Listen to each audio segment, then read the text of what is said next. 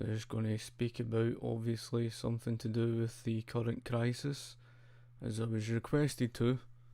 No doubt I'll do another video and specifically on the thing, as I was requested. And it's one of these things that you tend to find the natural price ends up high and then they end up trying to fix something. I'm just seeing whether this is going to go live on Facebook. If not, it doesn't matter. But essentially, what you're seeing right now with the whole gas shortage thing, and certain people are saying there's not a shortage, and I can understand why they might come out and say those things. The problem that people don't understand, a lot of people don't get prices. They don't really understand what prices are. And it's moments like this, and it's just like what Thomas Sowell had addressed. It is moments just like this that you end up seeing people, wrongly interpret how things are. So people think that, it's greed, right? That's what they think higher prices mean, right? So, and this is a common issue where you find prices end up driving up and then people call it greed, right? They do it all the time. You see it in the mainstream media and everything, where and according to them, it's just greed. So, it's nothing at all to do with greed. It's everything to do with basically the issue to do with a shortage. So price drives up, and it's a signal to the market saying there's a shortage. So that's essentially what prices are. They're signals to the market. Now, in terms of, and I don't know how true this is or not, and I've looked up and I've researched and I've looked myself, and according to what I've seen, they've set down price ceilings, right? So in other words, price caps, they call here in the UK. And if these companies have set down price ceilings, then it's only natural it's going to create a problem, a price shortage problem. That's not going to fix the issue. It's going to escalate the problem. So this is what you find all the time in socialist countries. They try to rectify a problem through fixing prices, and that never fixes anything. It just escalates a problem as such. As you say, or maybe the cost of the border control has increased. Well, I'm not entirely sure if it's anything to do with, immigration and the border controls and that. It's a separate issue. But in terms of the whole thing that you're seeing, a natural market high driven price just says there's a shortage.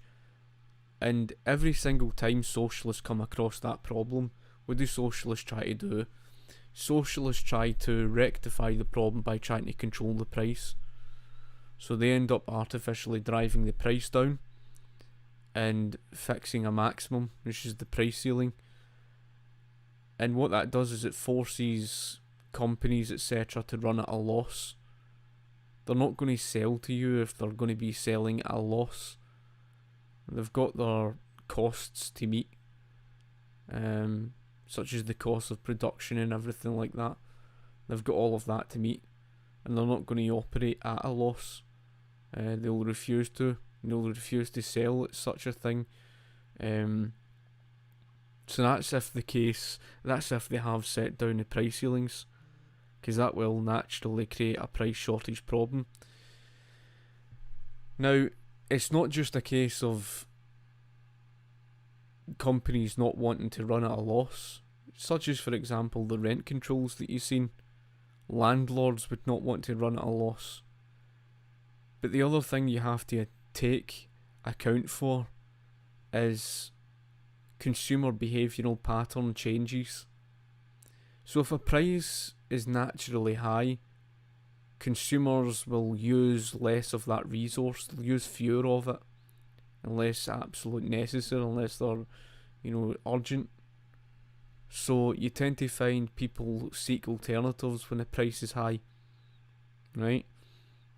So It's just like, for example, if wood went into, or oak wood, for example, would be a better example. If oak wood ended up in scarcity, ended up in shortage, then the price of all your goods that are made of oak wood, such as tables, bookcases, etc., the price would drive up. And what that would do is it would incentivize consumers to seek alternatives, at least until they can replenish the oak wooden resource. It's so that they can seek alternatives. That's the purpose of prices, is to ration what's scarce. It's no different to housing. Housing isn't all the same, just like wood isn't all the same, etc., etc. And so the purpose of prices in that regard would be to ration what's scarce, and consumer behavioural pattern changes with regards to price itself. I see that obviously Facebook has probably blocked me from being able to share, doesn't matter. But in short, essentially when you drive the price down artificially, you're going to end up spiking demand. And that spike in demand is going to create a problem where people are going to rush out, and because of such a crisis, they're going to, take more than what they should because they're panic buying. Now, that's not their fault. You cannot blame them for panic buying. They're doing so because of a price ceiling that's creating a price shortage problem. So that's the fault of trying to control prices. So obviously they're going to react. They're going to try and buy up as much as they can. That's why if you look back to the 1970s and you go back to 1974, when inflation soared out of control in Great Britain because of the running of the printing press and heavy nationalisation, how were they going to rectify the problem? Plus there was the issue to do with OPEC, because OPEC restricted productive output. Because OPEC restricted productive output, how did President Nixon react? How did, Ted Heath react? Well, they reacted by setting down price ceilings. And what that created was a price shortage problem at the pump. That's the very reason why in Great Britain in 1974 you saw the massive big long waiting lines, because of a price ceiling. And what it resulted in was people with half-filled tanks began seeking more than what they required. So in other words, even people with half-filled tanks in their motor were going to seek to fill their motor up with petrol. So there becomes an over-demand.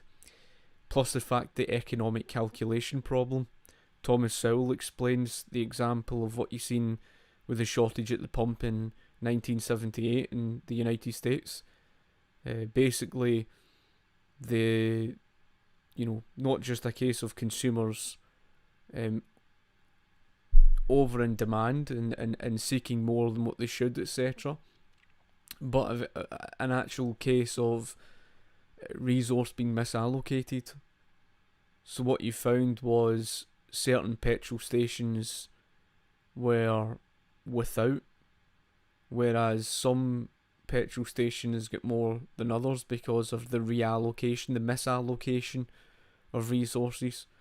Because if you've not got the information of profits and losses, in other words, market-driven prices, if you don't have the information of price fluctuation, in the absence of profits and losses, there's no way to rationally, dictate where resources are going to go, where there's greater urgent needs for such a resource.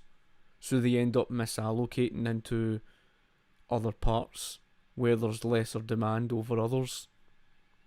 So you found a misallocation of resources as well, which was another problem on top of it. But overall, there was a picture of a guy. He had these jerry cans, as you would call them, I think. But he had these, cans to fill up with petrol in the sake of a crisis. And you can understand why he would react in that manner, why he would, seek to take more than what he should, simply because there's a shortage crisis, because he cannot afford to go without. There's no stability.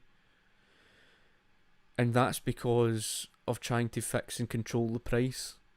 So what ends up happening is the fact that when you artificially lower the price to try and rectify the problem by setting down price ceilings, people end up seeking more than what they should. So they end up consuming more. That's what happens. And this is exactly what happened in 1978, as well as, of course, 1974. People were seeking more than what they should. And it's the same story with regards to what you saw of the housing shortage crisis in the United States. Now, to clear confusion, people were saying that there wasn't a shortage. This can be partly true, depending on the circumstance, of course. This can be partly true. The good example of that was the housing shortage crisis in the United States during the Second World War. It's not because of the Second World War that created the problem. Before the Second World War took place, and before the United States got involved, both the quantity of the population and the quantity of the housing both increased by 10%, yet there was no shortage problem. It wasn't until the Second World War came around that as soon as they set down rent controls, the price shortage problem immediately occurred. That price shortage problem, of course, changed the consumer behavioural pattern. The price ceiling, shall I say, changed the consumer behavioural pattern. And the reason why the price ceiling created a shortage is because beforehand, before the Second World War, people who were otherwise living with their parents or living, perhaps with flatmates, etc., they weren't seeking housing. But as soon as the price ceiling was set down, they began to seek more than what they should have. Of course, that's not their fault, because the price ceiling is set down, so they've artificially driven the price down. So what does that end up causing? It causes a greater increase in consumer demand.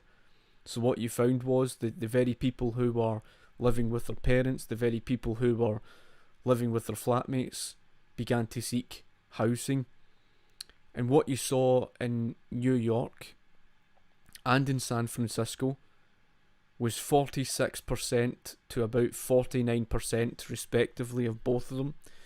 49% and 46% of the housing that was overoccupied, it was overoccupied by singular persons. So not by families, by the type of people who were, leaving their parents or leaving, their flatmates to get their own place. It was overoccupied by singular persons. So why did that then create a shortage problem? Well, it's not so much that the population changed in size. It's not so much that the quantity of housing changed in size. After all, there was no shortage before then. It's simply because when you artificially drive the price down, people begin to seek more than what they should. So a good example of that, certain people were buying second homes. So that all adds to the problem. You found that such housing was being overoccupied by singular persons. So that then created the housing shortage crisis, so that people who were starting a family could not find a house. And you've got to remember, at each point in your life, you're going to have a different demand. So, for example, people starting up a family are going to have different demand from a student that perhaps just enters, the city to study and is looking for a flat. They're going to have very different demands. A family is going to look for a house with certain amount of bedrooms, etc., and then on top of that, you're going to have a different demand at a later stage in life, such as someone who's a retiree, someone who's got their pension and are looking to settle down in perhaps a quiet place and don't really need, all the bedrooms, etc., so they might only need one. So there's different demand from different people, and when you set down a price ceiling and all that becomes overoccupied, well, there grows that crisis. So that's what we mean with regards to the price shortage problem that's created just simply by setting down a price cap, or what you would call a price ceiling. And it's a very, very serious problem, because you find this in every socialist economy. Socialists think that just because they see a soaring price, and it's caused by the laws of supply and demand, folk, and it's just like in the recent video that I spoke on the housing shortage crisis. To rectify the problem, you have to build more housing. It's to do with the laws of supply and demand. But what socialists think? Socialists think it's got something to do with greed, and it's got absolutely nothing to do with greed. Of course, there are a variety of factors that play into soaring prices. It could be a case of the inflationary problems. And we can actually look here at a graph in the United Kingdom. This shows you a very serious problem, because what you can see in this graph is the quantity of demand of people in favour of gas and electricity price ceilings. And look at the amount of people in the United Kingdom who favour price ceilings for public transport, and even rents for rent controls. Now it's about half and half there that you can see. And it's even worrying, despite the fact there's a majority in favour of being against the food and groceries price ceilings, there's still a sizable population there that favour these controls, these price controls. Of course, they really don't understand the first thing about economics, and that's a worrying trend that you're seeing, and it shows that the support of socialism is greater than what you actually think it is. So the point that I'm addressing here with regards to their support, they end up defending a position because they see the higher price, they think it means greed, and it doesn't. So what they end up doing is they end up setting down price ceilings. It ends up spiking demand, just like I explained of, during the Second World War. It created a price shortage problem because people seek more than what they because of the fact that it really leads to panic buying, right? Because there's a shortage, of course they're going to resort to that behaviour, and that's not their fault. It's the fault of setting down price ceilings. And, lo and behold, as if by magic, as soon as the Second World War came to an end, and it's nothing to do with the Second World War, nothing to do with it, but as soon as the Second World War came to an end, as soon as the price ceiling was removed, in other words the rent controls, the price shortage problem immediately disappeared and things returned to normal. Because what prices in the market do, when prices are allowed to freely fluctuate, prices serve the purpose of rationing to those of greater demand. So what happens is, the type of housing that would be fitting for a family, the price would drive up, but the family is more than willing to pay that higher price because it's something of a long-term investment.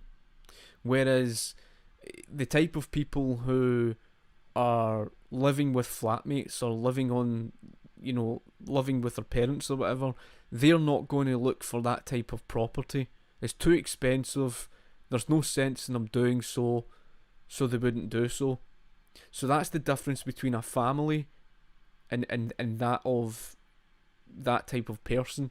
You can see how a price distortion would create such a problem. and result in such a shortage. So it's no different. Of course, you end up seeing the misallocation of resources like you've seen in the 1970s. Again, for those who have just, perhaps arrived a bit, late into it. But like I said, the entire issue of fixing down, but let's just face it, OPEC had actually restricted productive output.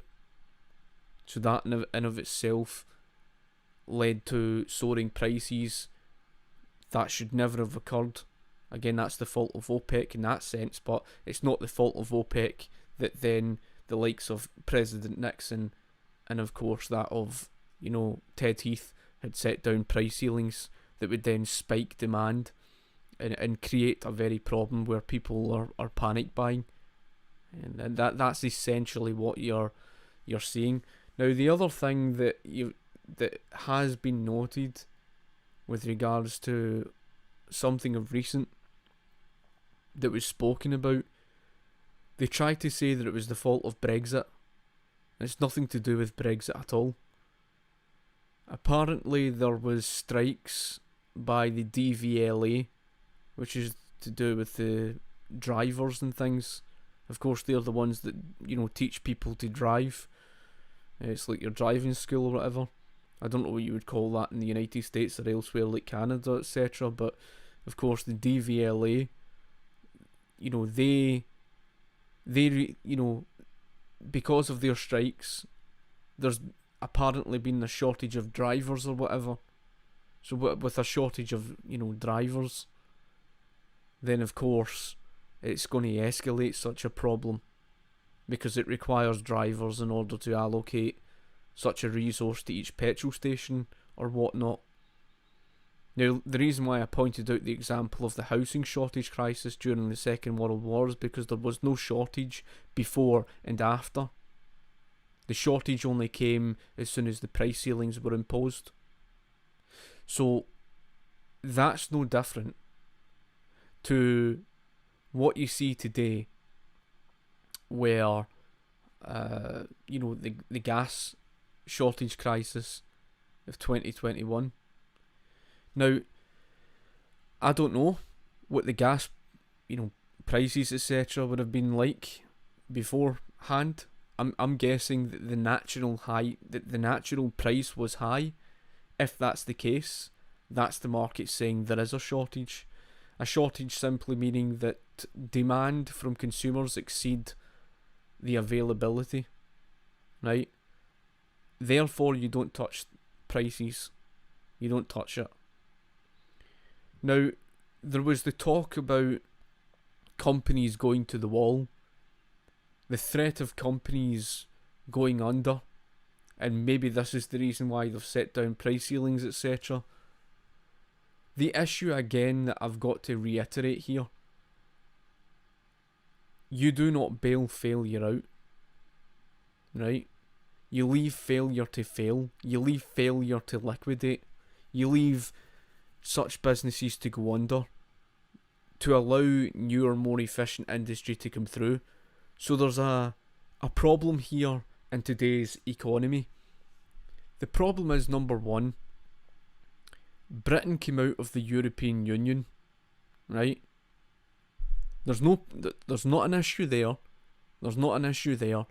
However, Britain for years became too dependent or energy dependent upon foreign countries when energy should have been built in this country, right? We should be more energy independent in this country rather than being dependent upon others. That's the first thing. And the only way that you're ever going to really properly fix such an issue is by becoming less dependent on that type of resource, on fossil fuels, etc. Perhaps moving towards nuclear energy, right? That's one of the ways you can try and alleviate and lessen the demand so that price can fall. And another thing is, of course, opening up free market competition so that you've got a large and fierce competition of energy suppliers, rather than the type of oligopolistic market that you see today, caused by such over-regulation, a restriction of competition. The market isn't able to provide in greater demand, and again, when such failure comes along, you're supposed to just leave it to liquidate and allow your more efficient industry to come through, but you need that with a free market, not this type of corporatist system you see today. So there's a variety of things there that are a problem that you can kind of understand over the whole entire issue. And it's like I say, people seem to think the answer is that, oh well, the higher price means that they're just greedy, that the energy companies are just greedy. Well, it's not the case. Otherwise, they wouldn't be setting down price ceilings afterwards. You see, it's just the natural state of things. It's because a lot of people don't really comprehend the prices, and like I say, if there is a shortage of drivers and stuff, because they have obviously got to transport to petrol stations and whatnot. So that's the very serious problem, and I've mentioned before, like Thomas Sowell gave the example on prices, and he spoke about the central office in Texas. Now, if you were to imagine that there was no prices, right? Let's just imagine for a second that you just get rid of prices, or if, for example, distorting the information of prices through price controls like you see today. If you were to get rid of the information of market-driven prices so that there's no information, you could rationally calculate profits and losses. Profits and losses and price signals in general are signals. And so, with hundreds and hundreds of petrol stations dotted across the entire nation, you know, not just California, not just Texas alone, or, you know, elsewhere like New York, or, you know, across the length and breadth of the United States.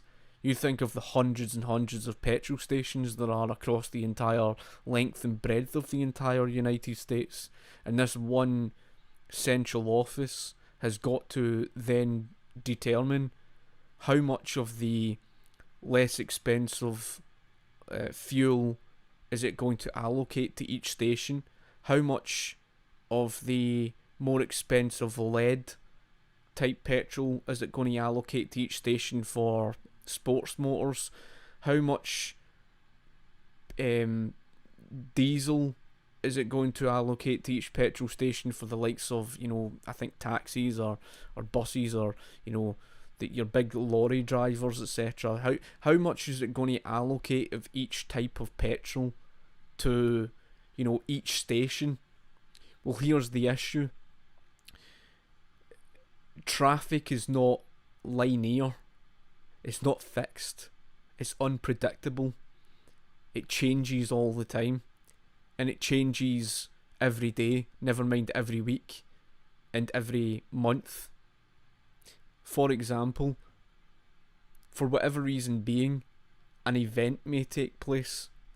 Maybe a specific event that takes place in, I don't know, let's just say Missouri. And for whatever reason being, that this event happens to change the direction of traffic. So the point is that a month before then, the traffic will probably be different. But because of this specific event, let's just make it up. Let's say this specific event's got something to do with some sort of motor show, where people show off their flashy sports motors. Then obviously this event's going to attract, at that specific given time period in the market, it's going to attract those sports motors flooding into that area of the country at that specific given time. Therefore, the petrol stations at that specific given time is going to see the price rise for the more expensive lead type of petrol that sports motors, fill their motor with. So that's the reason why profits and losses and prices being left to fluctuate is important, because those petrol stations will see the lead petrol rise in price. That's a price signal to the office in Texas. It's saying to them, right, we know where to allocate, where there's greater urgent need for that specific lead type of petrol. We know that it has to be allocated to this area of the market and where in the country, because they can see that from the demand. Because prices change with demand and prices fluctuate, and that's the purpose of prices, to serve that purpose for allocating resources efficiently. Whereas you do away with all that information, it ends up chaotic, and you end up with problems like you see today. Now, obviously, there's a lot more from what I gather. There's probably information on the current crisis of what you're seeing, but if I'm correct in saying, they would have set down the very issue with the whole thing on the price ceilings and that, and it's troublesome. It's I mean, I've seen a friend who's worried, obviously, about the whole thing to do with the ambulances and everything. The other day there, I seen that, and I can understand her own concern and other issues. But anyway, you kind of get the gist of the point, that this crisis, it doesn't help when you've got those who set down price ceilings or whatever. It's never the answer. Ideally, we should free up the market to allow competition to come flooding into the market, because when you strongly deregulate and open up the free market, a profitable industry attracts competition. Why? Because it's profitable. Think about it this way.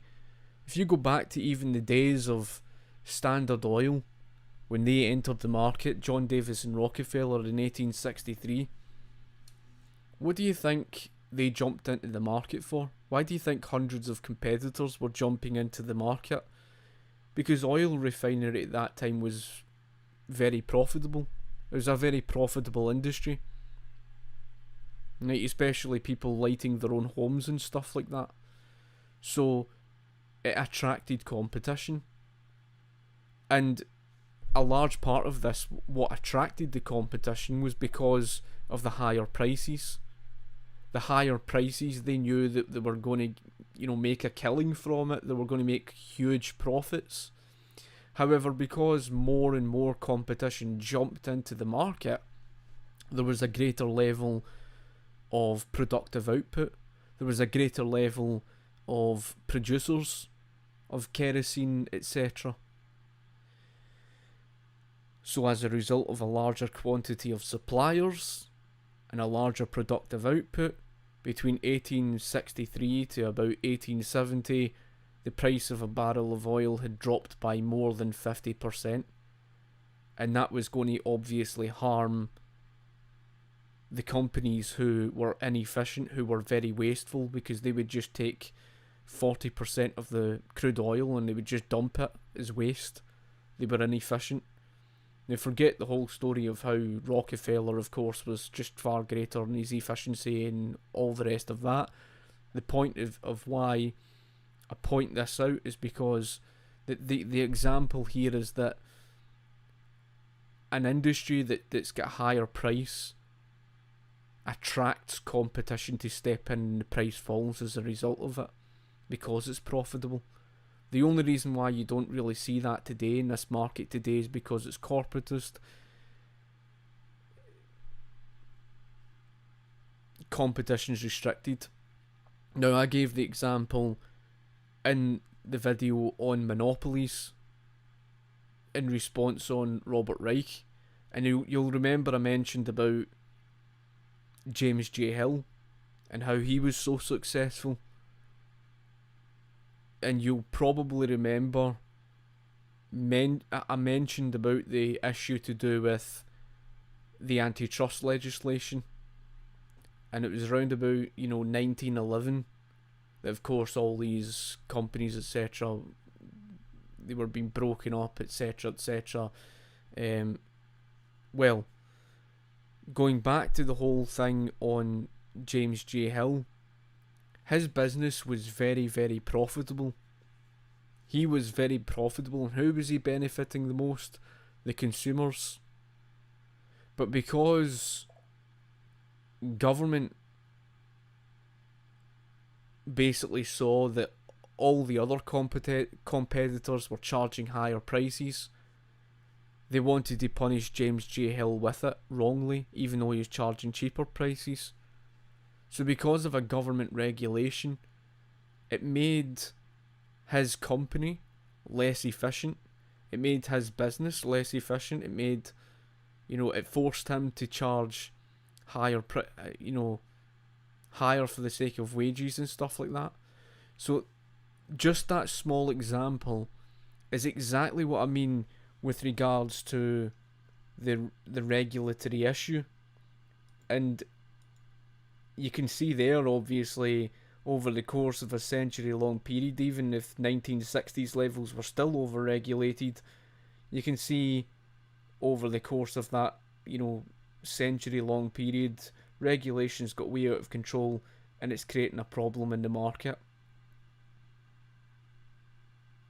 So government regulation is very, very harmful and very damaging. And I saw in a comment, and I had an argument with someone more recently in response in one of my videos of Second Thought, and this person is saying, oh, how is government intervention the fault of why there was a building collapse in, I think it was the Champlain South Towers or something in Florida?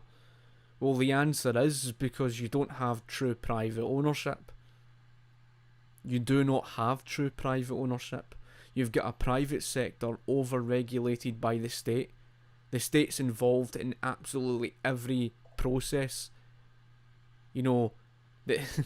Let's take, for example, when it comes to house building, when it comes to building flats, the government regulation, over-regulating the private companies, is dictating to private companies how they're built, etc, etc. The number of rooms they can have, probably the size, etc. So many things. So many things.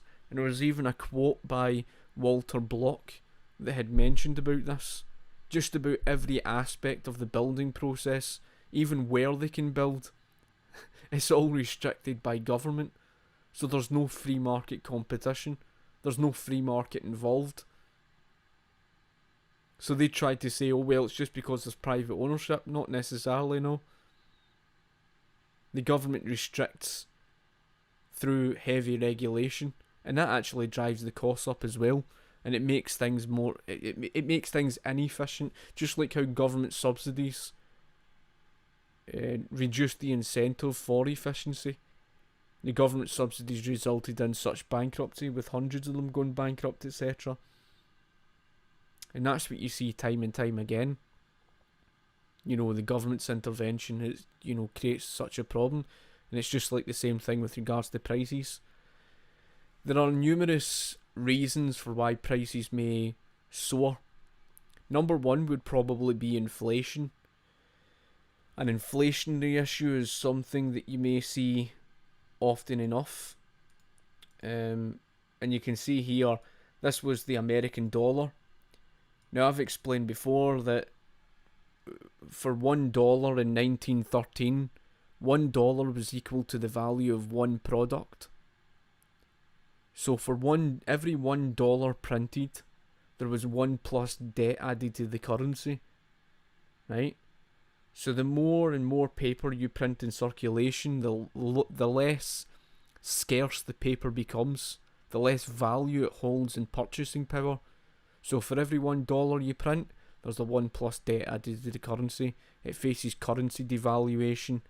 The purchasing power drives down so much. Here you can see by about 2019, it's practically worth nothing these days. Although you have seen an increase in consumer spending.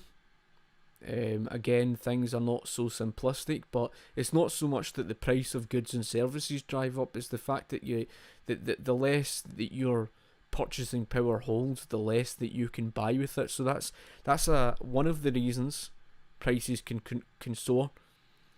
Another reason is to do with the laws of supply and demand, like I say, in relation to that of, such a resource. I mean, oil, for example, is not a resource that's, well, let's put it this way, it's volatile. It's not something you can rely upon. It's not something you can heavily rely upon. And I suppose a good example of this would be for me to show you this. Now, if you can see here, as I illustrate, Hugo Chavez had taken over, as leader of Venezuela. Now, in 1980, there was an oil price collapse. Venezuela became so heavily dependent in the 1970s on that oil, and it wanted to return to that.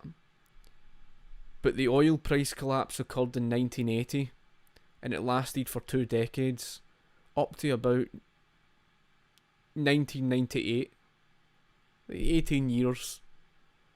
So Hugo Chavez struck luck, because just weeks before he became leader, I don't know whether you call him the president or whatever in Venezuela, but anyway, he became the leader of Venezuela in 1998, and the reason he struck luck was because the oil boom began just weeks before he took over, and that's what he heavily depended upon in order to spend on the economy.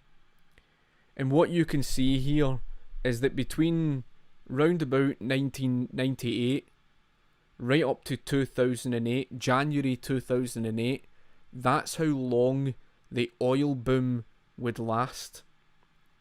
Now, the reason why it's important that you understand that is because this is another example of what happens when you set down price ceilings, which socialists will try and tell you. Socialists will say to you, oh, it's all the fault of the United States of America getting Saudi Arabia to ramp up oil production that caused their food shortage crisis in Venezuela, which is utter nonsense, folk.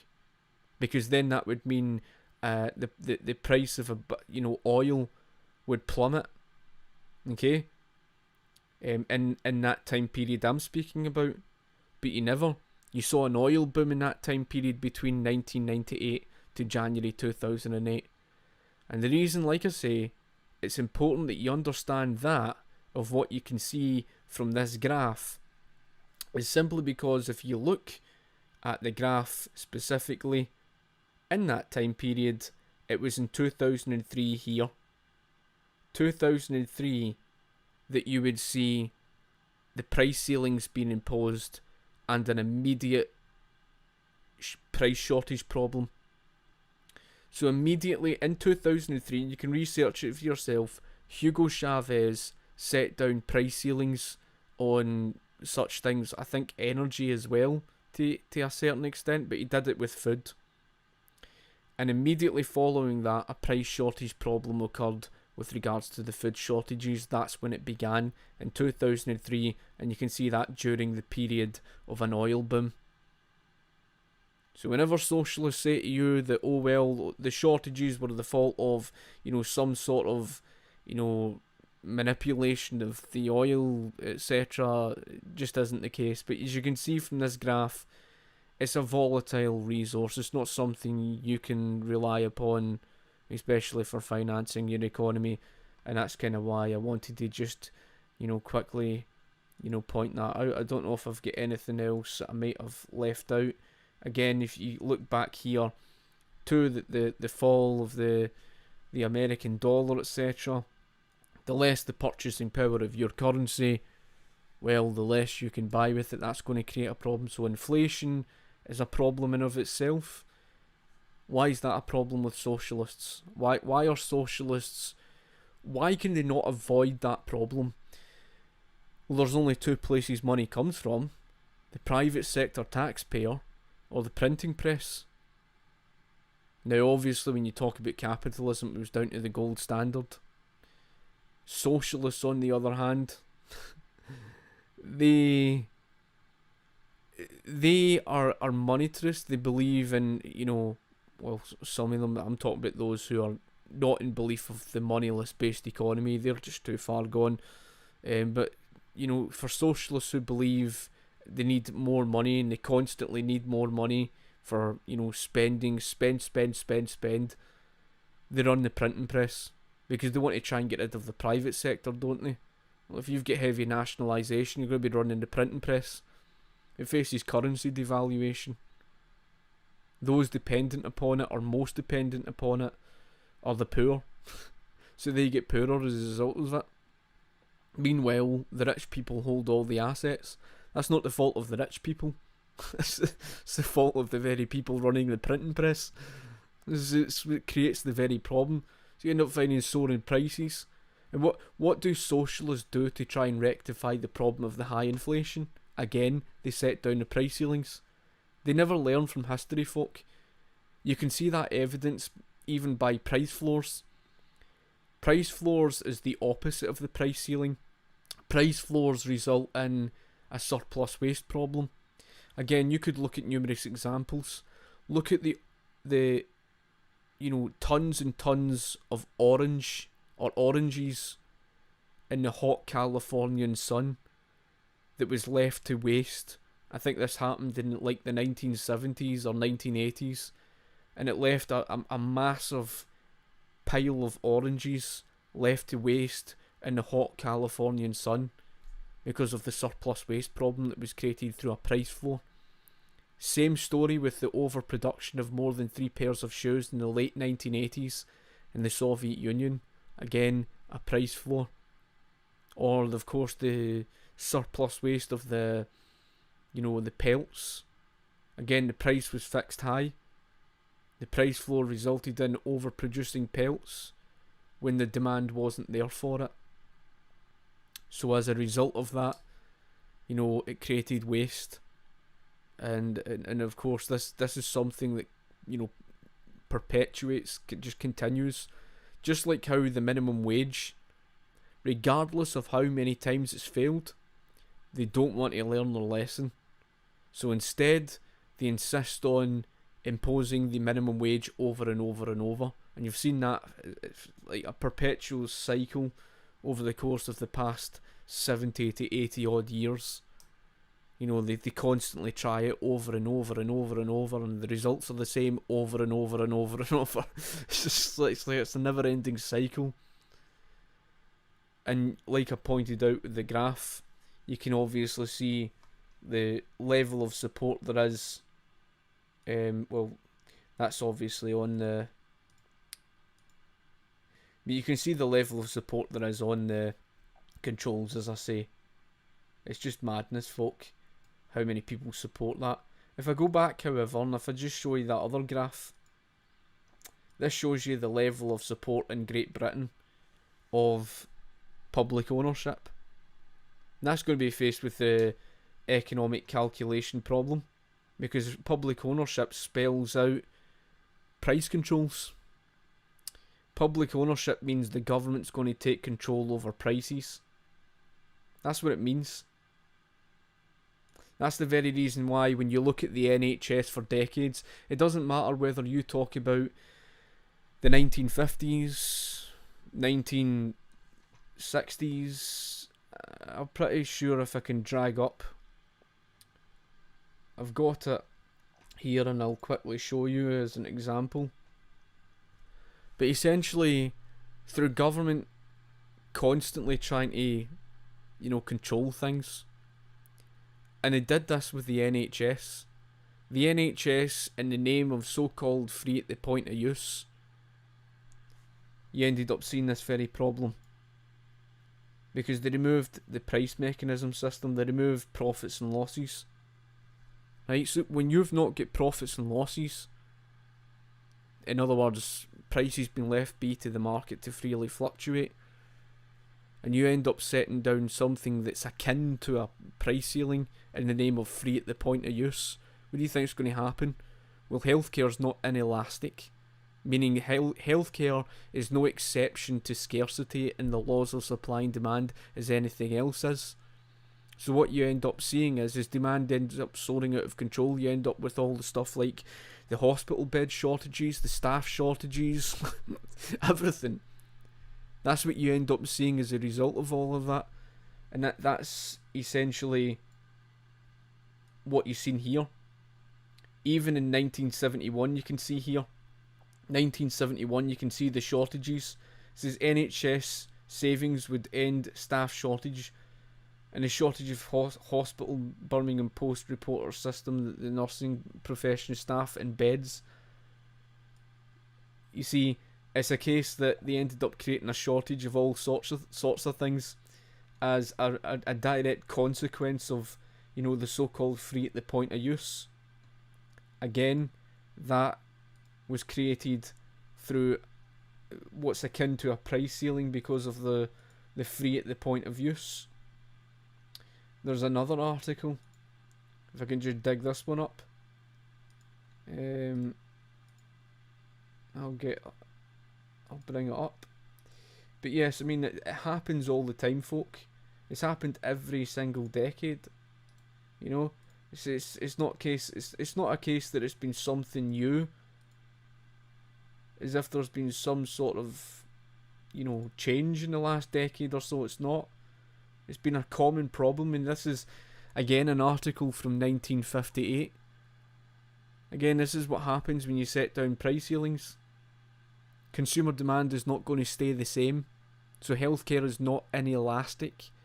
When they mean inelastic, it means that it's somehow an exception, that the laws of supply and demand do not matter when it comes to healthcare. Well, proof says otherwise.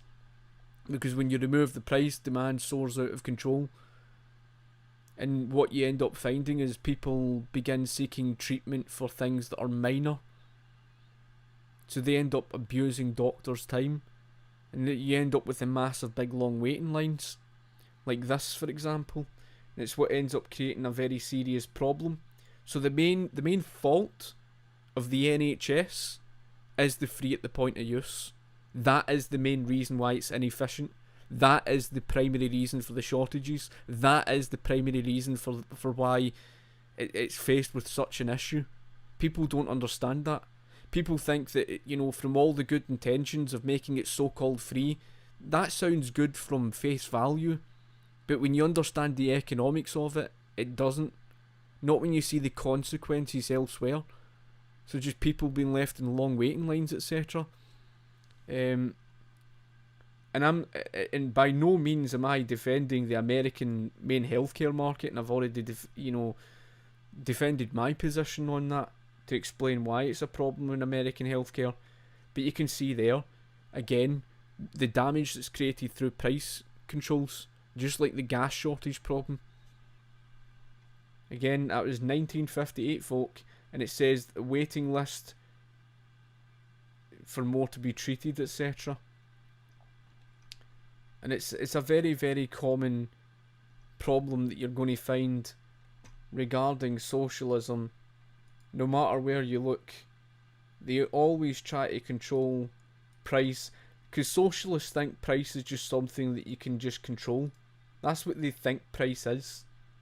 They think price is just something that they can manipulate and change at free will, because they just don't understand.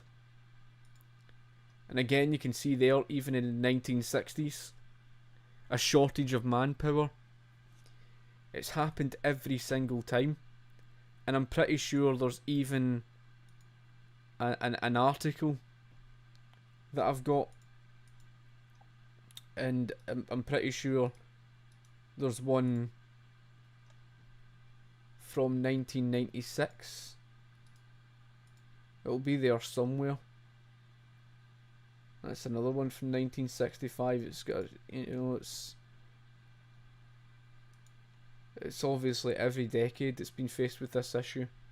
So they can't turn around and say to you, oh, well, it was all Margaret Thatcher's fault. And that's that's what socialists do, by the way. Socialists have always got excuses for everything. They're always looking for excuses. And the reason why they're looking for excuses is because their support of socialism is more important than reality. There you go, 1996. And here you have it again, NHS bed shortage problem. It's a perpetual problem. Again, that it's a case that you're always going to see these problems occur. So there is no exception, folk, to what you're seeing with this problem today. Yes, Britain should be more energy independent. Can certainly understand that. I don't think things are going to be helped by these socialists in the name of climate alarmism. Now they are worrying. Climate alarmism and their goal for, climate change, to reach net zero emissions. They've got good intentions for certain things, and there's no question that you should look after the environment and try to find cleaner alternative sources of power, etc. Such as, for example, using nuclear power rather than, being so heavily dependent on fossil fuels and stuff like that. There's no problem with being an environmentalist in the good sense. But socialists don't think about consequences. They think a goal is just a goal that's there to be met, and that you can just somehow achieve a goal because you've got a goal for it. That's not how the real world works. Just because you've got an intention to reach something, and just because you intend for it to be that way, doesn't mean it turns out that way in practice. And all their good intentions ignores what you're seeing today with this attempt of the net zero emissions. That's another thing that's going to affect prices. I think you're already seeing an issue over shortage of basic goods on the shelves of certain supermarkets and whatnot. I don't know if that's anything in particular to do with the entire thing to do with the attempt of net zero emissions, but that's going to have a problem in and of itself. It's going to force them to up the tax rates. That's going to harm productivity. So the costs of your goods and services rise with it. Because the higher the tax rates you've got, the less you're producing. The less you're producing, the higher the cost of goods and services. Who does that harm? The consumer. And fossil fuels is something, if you're going to cut back on the use of fossil fuels, well, what are fossil fuels used for production? Used for in production? Many things. Food is all part of it. So socialists don't even think things through. They don't even stop to even bother to think about how food is produced, about what fossil fuels are used for in production. They don't even, it's like it just goes over their head. They just don't care. They don't even, they're reckless, impulsive buffoons who just, go full speed ahead without even thinking first.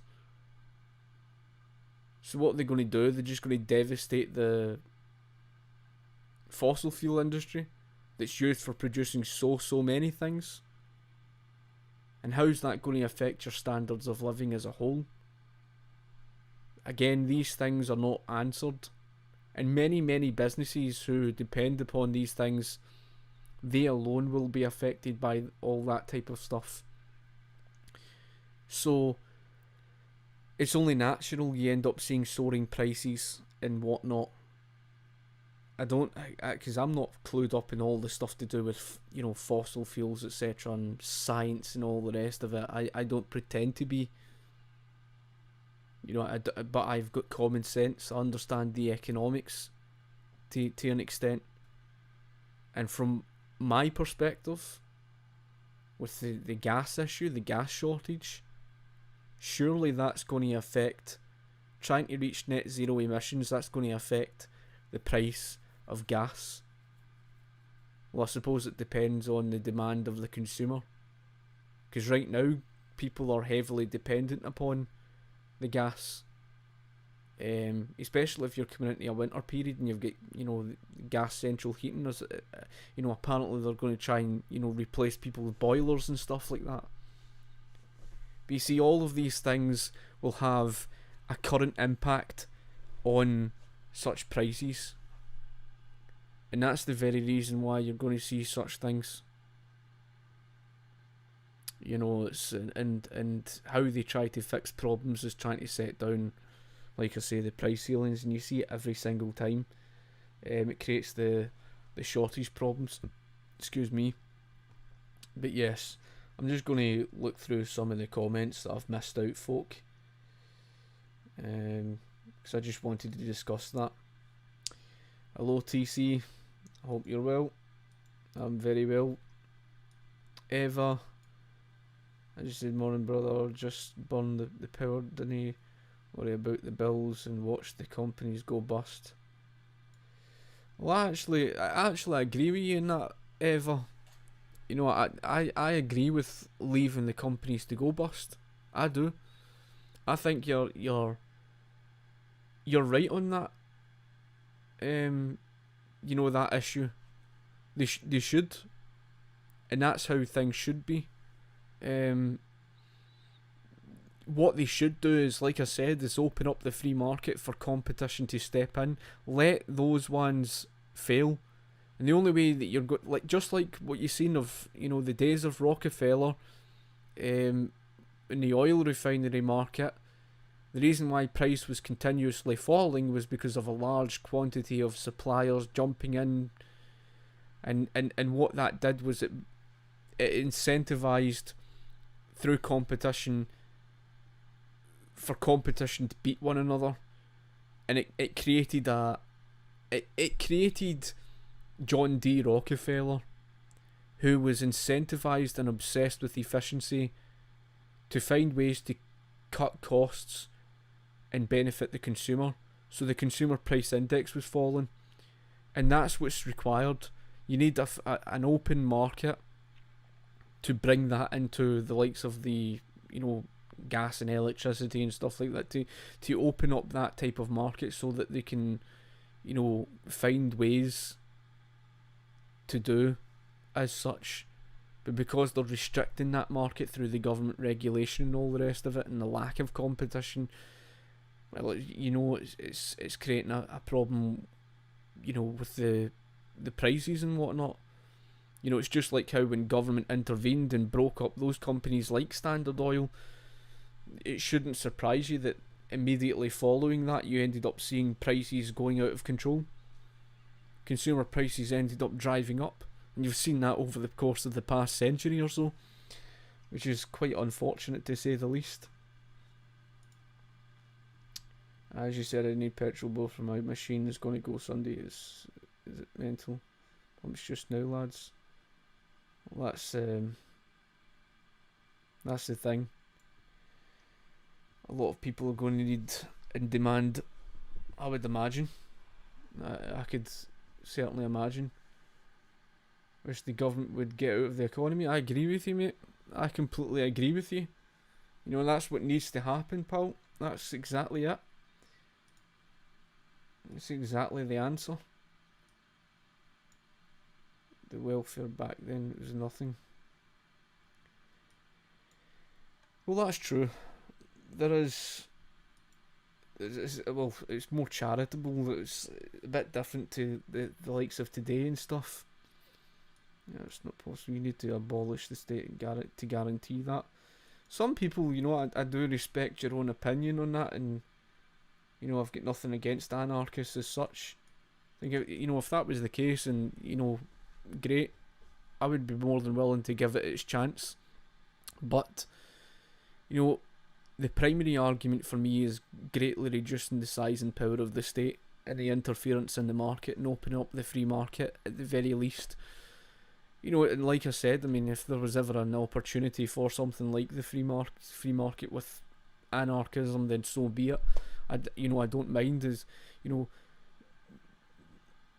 key above everything else is freeing up the market for arguments that I've made, for obvious reasons.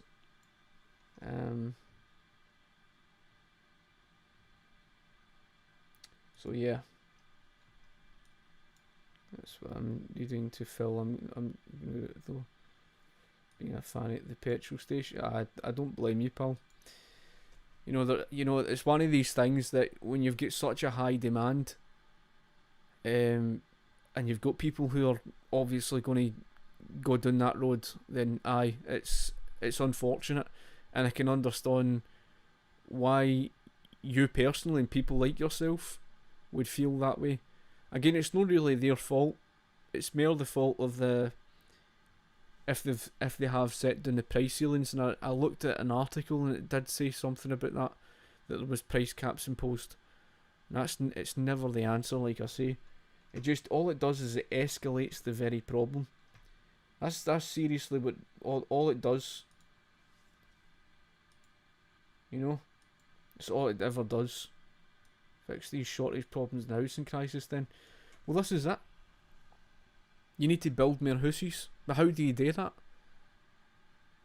First and foremost, and I know my argument might not be favourable to some folk, but for the time being, you have to find a way to control the immigration crisis for now. You have to be able to control the immigration crisis to try and get that under control. And over time, freeing up the market, freeing up the market economy, strongly deregulate to allow competition to flood in, so that you can see a much quicker rate of houses being built in ratio to what is in demand. That's the only way you're going to fix the problem.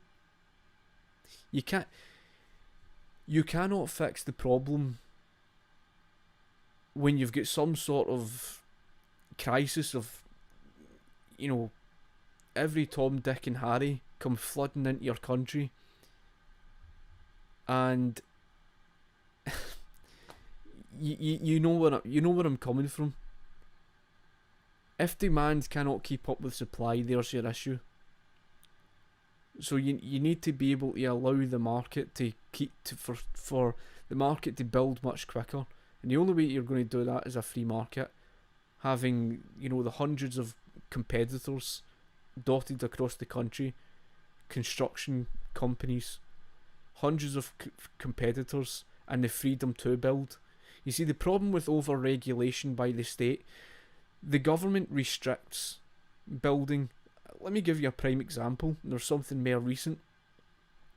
Rangers Football Club wanted to do something outside of Ibrox, but could not do so because of something to do with seeking permission from the council.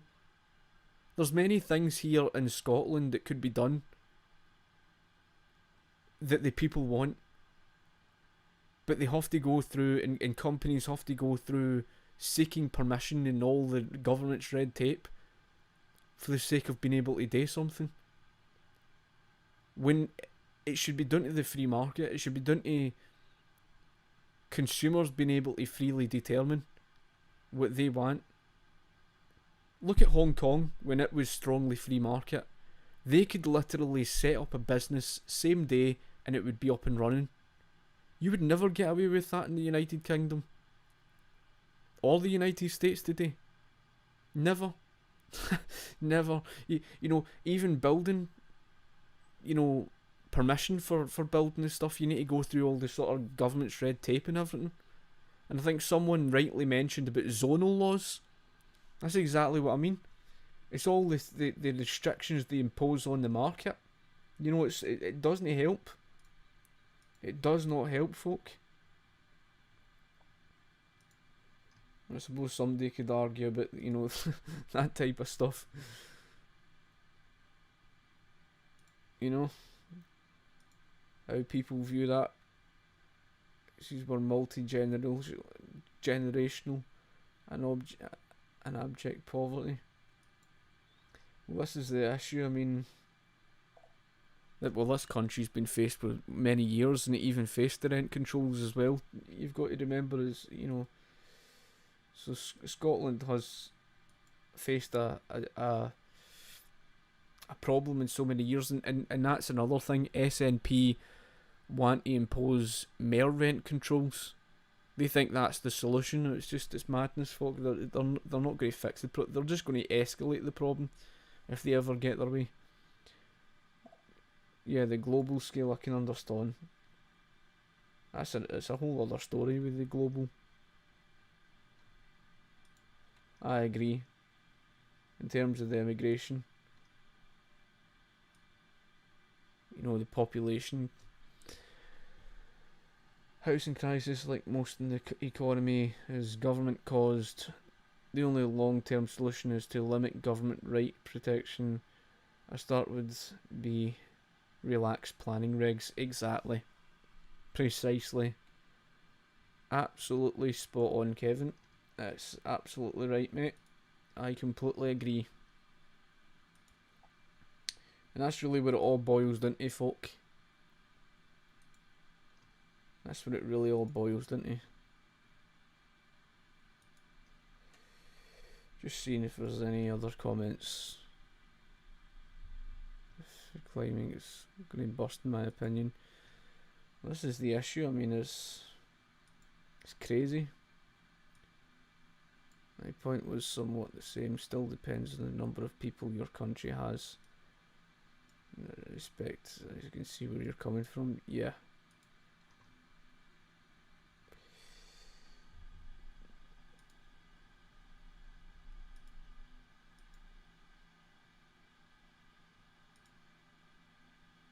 I don't know much about Scotland. I live in Iran.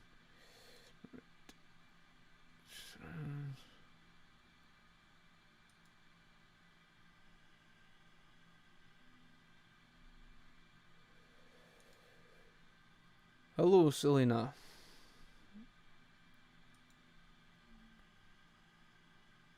In the 70s, to have cheap life.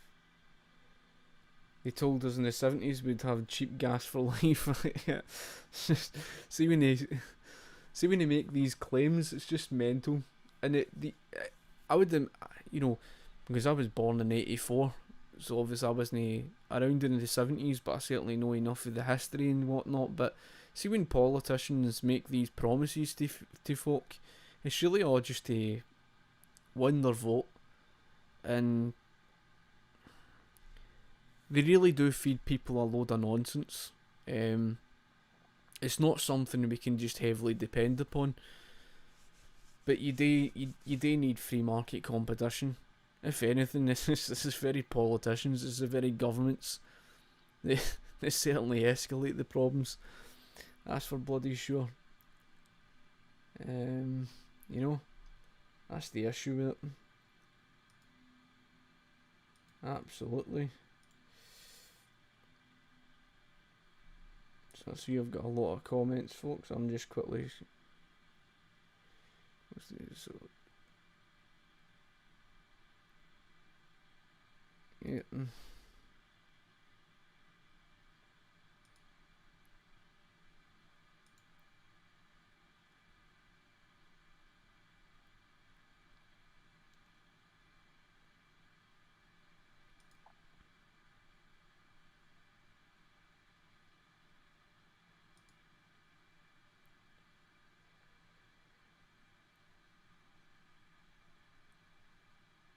This is in reference, I'm guessing you guys are speaking about, obviously, Spain.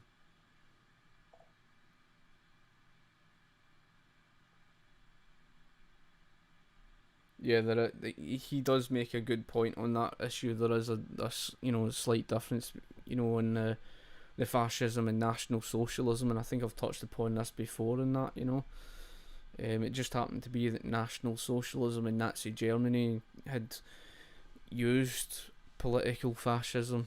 There is similarities in things, and it's why people confuse. I can understand that.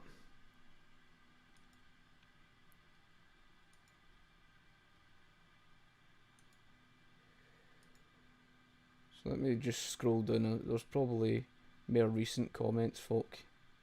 I'll look at the more recent comments.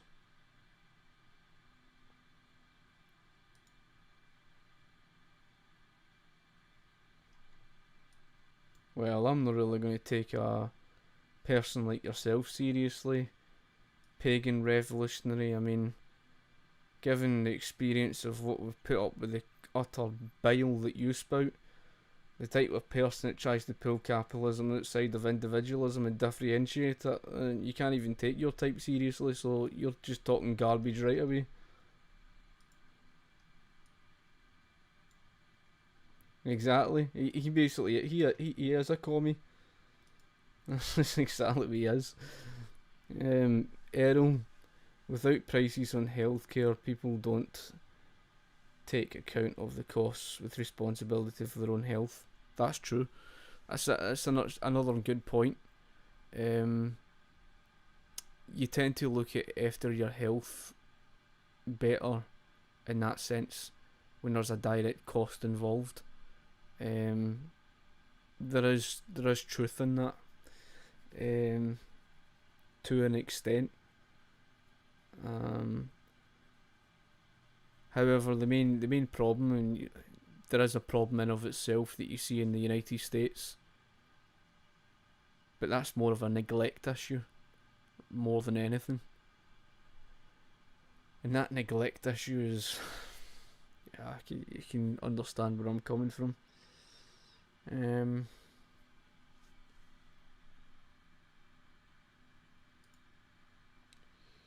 Twilight, as you say, NHS has had problems back since it had got set up. The voluntary hospitals were doing much better. Yeah, absolutely. And that's another thing that's part of a free market, is you have the charitable built hospitals as well, built in for the sake of people who can, who might not be working, or that they can gain access.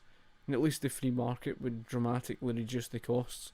A flat monthly base rate fee, people could gain access to healthcare. And the vast majority would in this country. It would completely outdo the NHS. The only reason why the NHS is, continues to exist is for the same reasons of the minimum wage. In other words, regardless of how much it fails, it's a religion. It's honestly the truth. As you say, Mr. Brass, why do socialists who advocate for government healthcare in US pretend Veterans Affairs and Indian Health Services doesn't exist?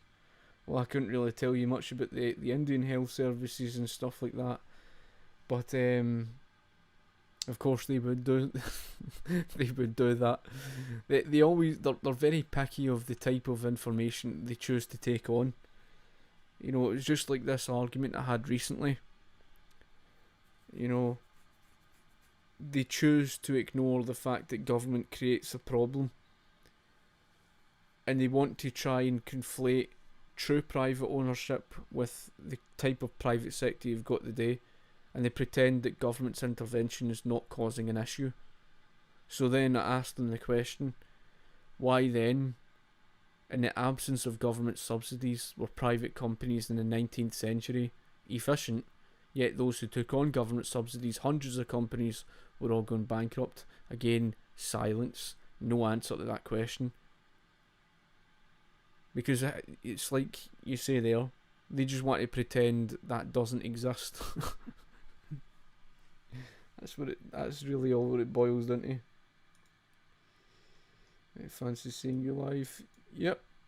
I just thought a wee bit of a change. And I'm obviously looking to put out more content. I don't know whether I'll do a video specifically on this thing. I'm not 100% on the current gas crisis, simply because I don't know all the details, but I'm more than clued up enough to understand that if they have put down price ceilings, then that is a problem in of itself. And I'm more than clued up to understand the thing on the consumer behavioural pattern. Like I say, when price is artificially driven down, people will consume more than what is required. So that's essentially what happens. We get only 8 hours. Was that how did we get only 8 hours work time? The unions, or how? Interesting question. Do you mean like in the United States, or or do you mean like here in Britain, or wherever else in that matter? Now, it's important to understand, and I've actually, because I just got this recently, because there's probably information that I haven't gathered. Robert Murphy's book, The Politically Incorrect Guide to Capitalism, he does touch upon the unions and stuff and the damage that they cause. They actually harm the poor, which of course I'm reading his book, currently. But what you've got to understand is that in the Industrial Revolution, work week hours were reducing, the consumer price index was falling, wages were continuously improving. All of this was thanks to capitalism. The claim is that the unions, the what they call labour unions and what we call trade unions, the claim they like to make is that somehow the labour unions were the cause of why the wages improved, or why living conditions and why working conditions improved, or why the workplace became safer. But it's not true. The OHSA, which is the Occupation for Health and Safety Administration, didn't come around until 1970. So that immediately, destroys that argument. Workplace injuries and the death toll in the workplace was continuously dropping year after year for decade after decade, right up to 1970. For more than 100 years, folk. So it was actually capitalism that improved the safety of the workplace. Conveniently, when the OHSA stepped in, the workplace injuries fell stagnant and has been stagnant ever since. So that tells you that government's regulation was not a help. It was a hindrance. And then, in terms of wages in the United States had been continuously improving since the first Industrial Revolution all the way up to 1970. Richard Wolff, who you know is a Marxist, he conceded and said that himself. And in fact, I'm pretty sure I pointed out in one of the video responses I did on Richard Wolff. It's one of my older videos that you should check out. I broke it into parts, but I'm pretty sure I pointed that out, and he mentioned it himself. So wages were continuously improving. It's because of productivity. Government cannot create wealth. Wealth isn't created just because a government imposes legislation. In fact, that's what Robert P. Murphy mentions in his book, The Politically Incorrect Guide to Capitalism. He mentions that wealth cannot simply be made by government legislation, by simply passing a law. That's not going to create wealth. Wealth is created through productivity. Because the higher the level of productive output, the price is going to fall. So who benefits? The consumer.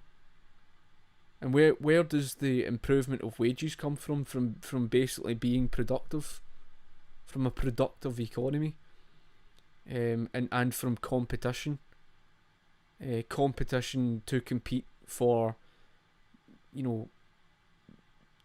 skilled labour, which is going to increase the demand.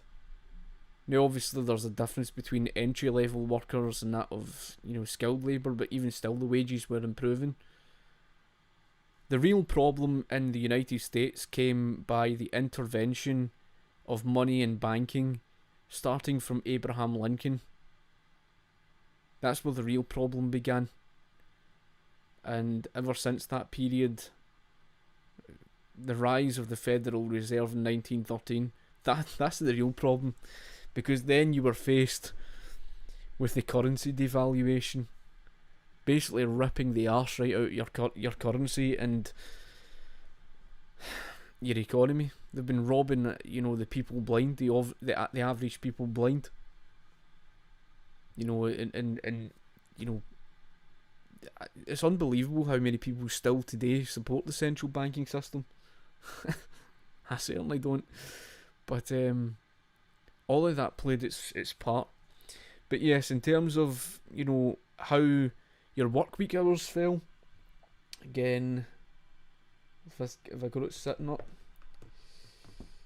there is something that obviously Tom DiLorenzo points out in his book, Capitalism. And I don't know if you can make this graph out.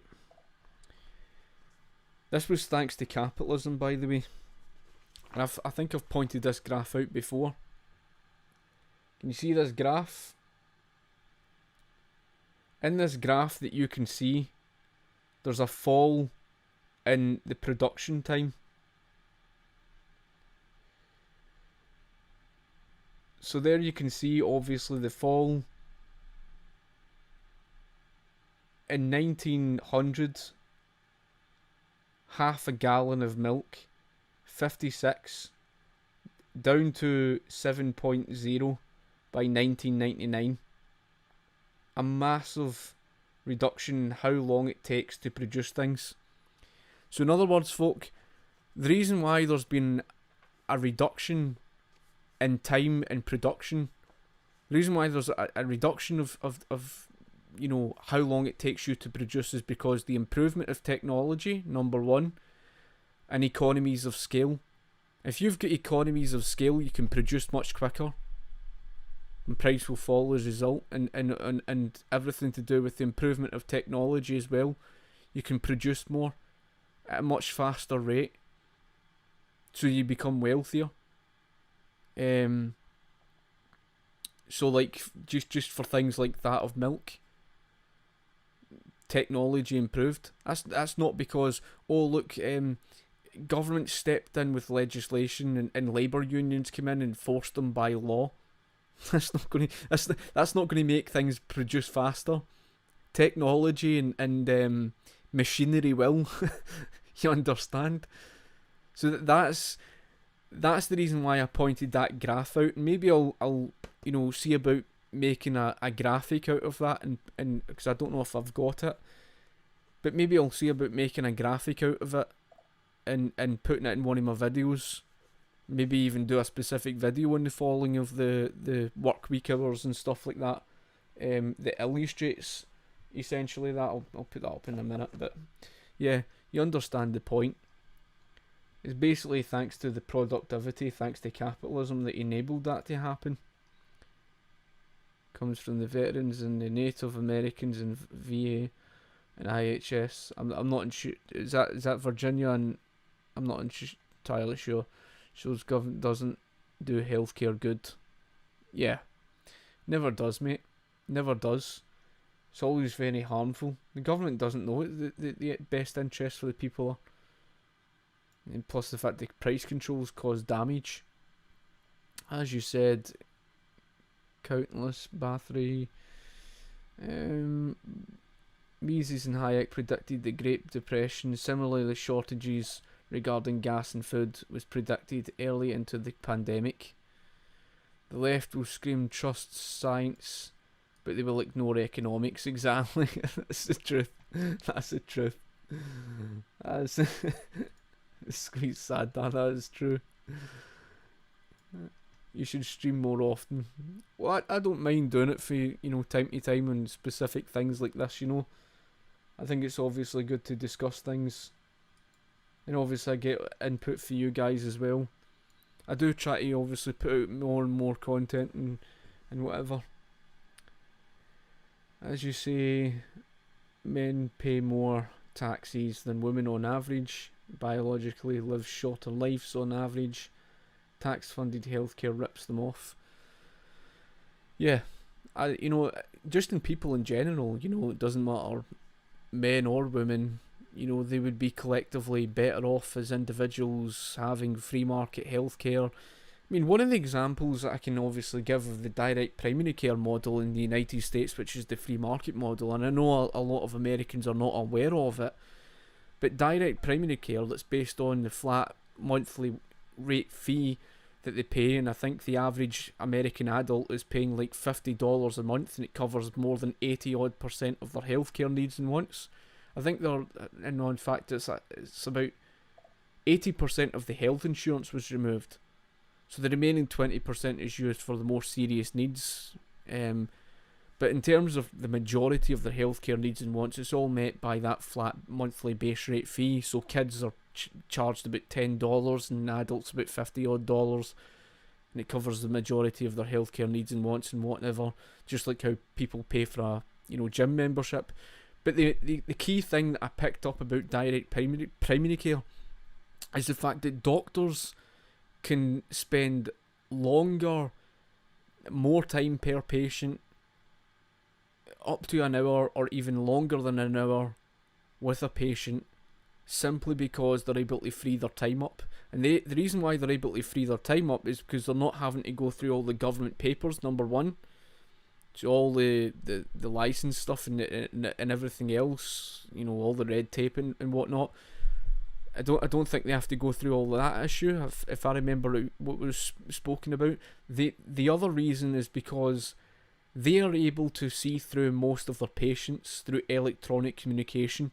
So they don't have to actually see the patients there and then. It's not like the NHS where they say, well, here's a doctor's appointment, you need to wait 62 weeks.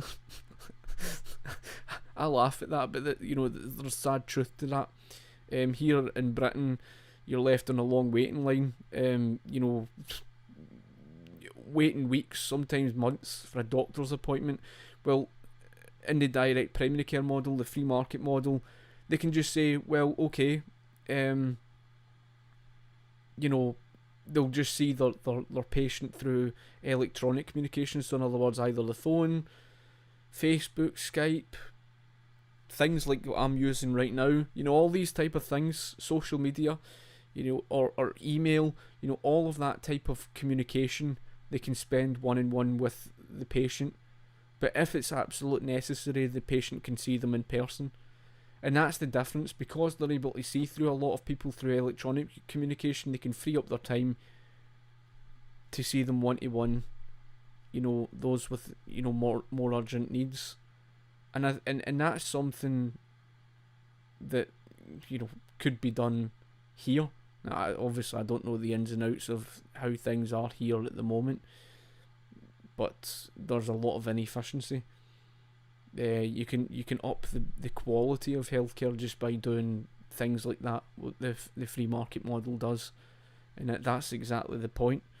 People are getting ripped off at the current time, especially that main American healthcare market that's corporatist. It's precisely that. Again, I love your profile picture. No matter what Pinochet did, he did help his nation and his body count is smaller than. Yeah, exactly. I think it was like 3,000 or something.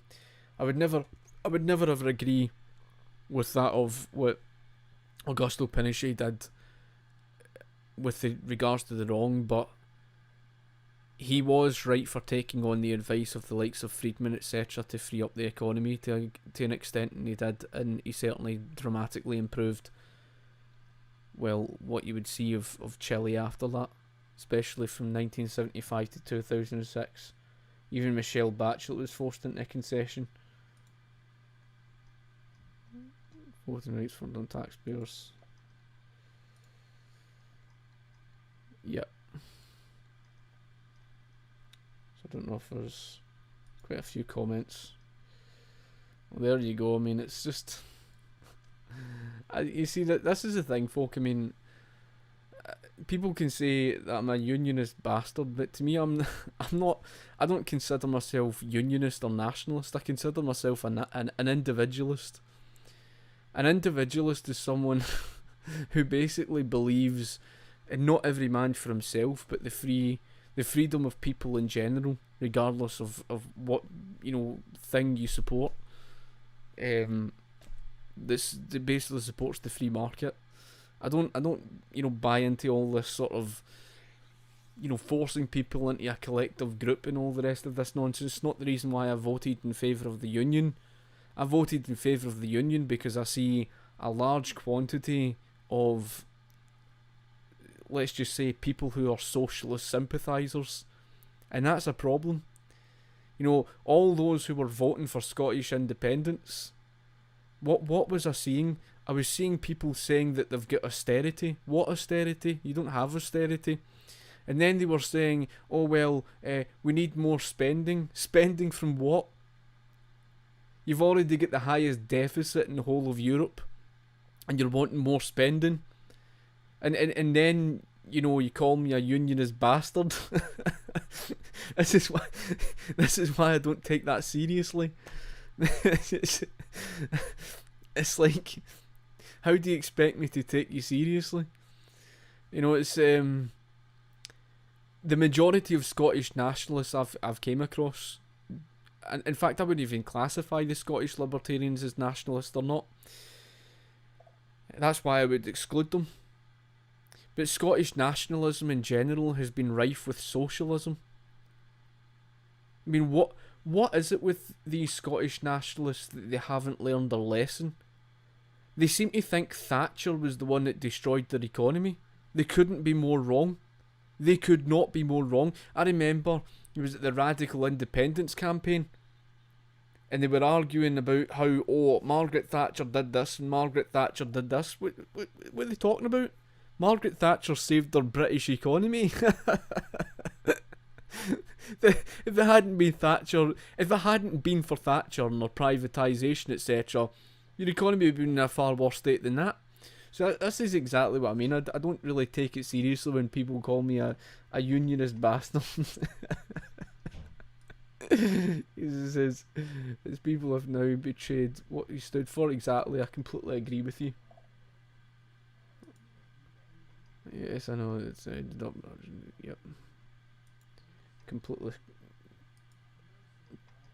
How can people today support Rangers? Well, it's simple, because I love my football club, and it's a very special football club, and it's filled with a lot of very passionate supporters who are very loyal. The atmosphere is just incredible, and you might look at it from another perspective, but a lot of them are conservative minded. I'm a libertarian, but a lot of them understand the value of capitalism to an extent, and even then, I mean, outside of politics, I just love the club. In fact, I don't even base my support on Rangers Football Club today with that of politics or whatnot, and the rest of that. Rangers Football Club's a very special club, and so are the fans, in my opinion, and I'm proud to support Rangers. So I wouldn't be surprised if you support that lot. I won't even go there. Big joke news. As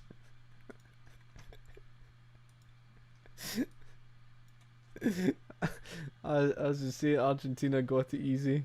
Read up about what happened to the likes of Iran, Pakistan.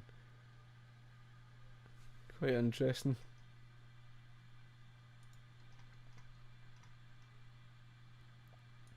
As you say, capitalism is Protestant work ethic. Well, the thing is, right, yes, with the whole thing on, Protestantism, I suppose you could look at the whole thing today with the Christianity in general, and I'm talking about Christianity in general, which could have been argued to have been individualist to an extent.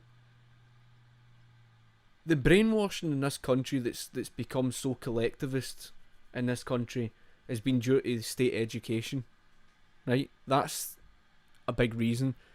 The heavy nationalisation that we faced is another reason.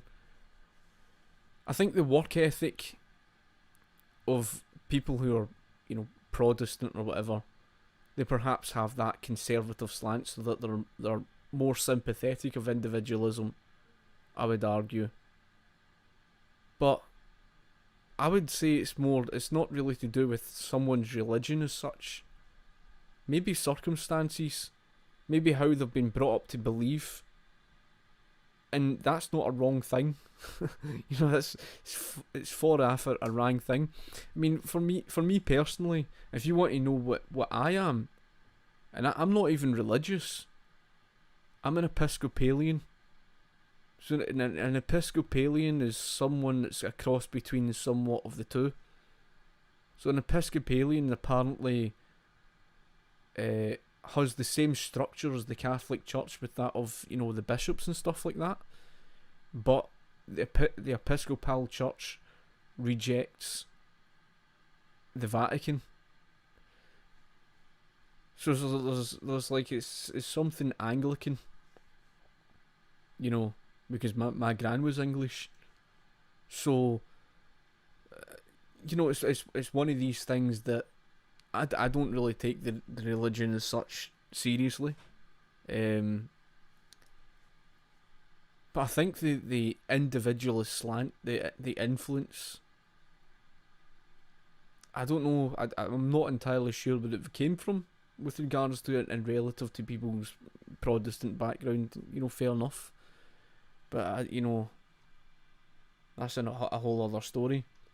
But Britain's not really been capitalist as such. It's been rife with mercantilism. You know, people don't realise that. People don't understand that. And it's quite a sad thing.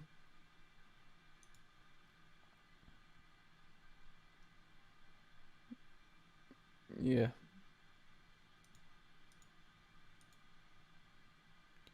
Good content with being a Billy boy. Well, there's nothing ruining what there's certainly nothing ruining my content. I mean, I'm certainly a proud Billy boy, that's for sure.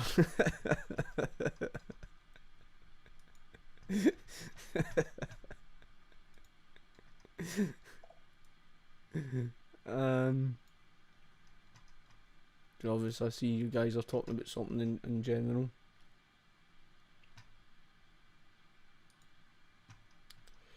But I can destroy you on an argument about libertarianism.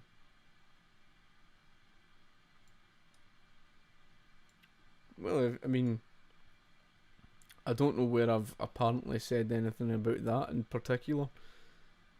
Not that I've really got any interest as such, so to speak, but in terms of destroying someone in particular on libertarianism, then of course I would.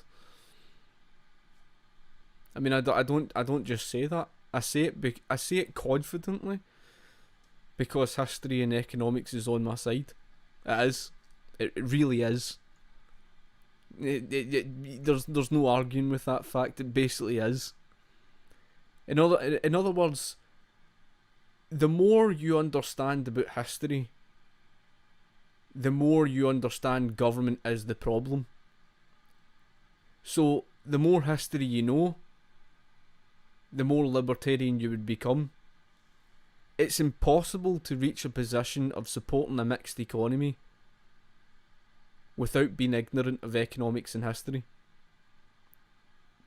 In other words, you would have to be in a state of ignorance to think socialism holds value to the economy. It's the truth. That's the truth. I mean, you show me where socialism's ever worked. You can't say, oh well, socialism on its own failed and it was a failure all over the Soviet Union, but as if by magic it somehow works in a mixed economy. How? Why?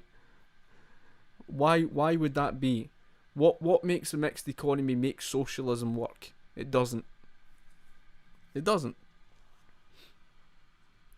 So that argument is a bit strange.